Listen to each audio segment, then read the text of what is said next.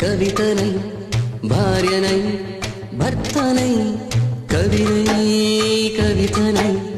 భార్యనై భర్తనై మల్లెల దారిలో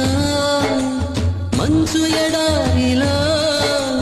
మల్లెల దారిలో మంచు ఎడారిలో పన్నీటి జయ గీతాల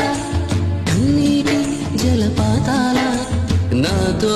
నేను అనుగమిస్తూ నాతో నేనే రమిస్తూ ఒంటరినై అనవరతం కంటున్నాను నిరంతరం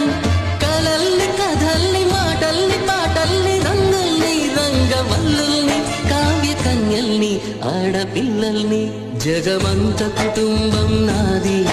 ఏకాకి జీవితం నాది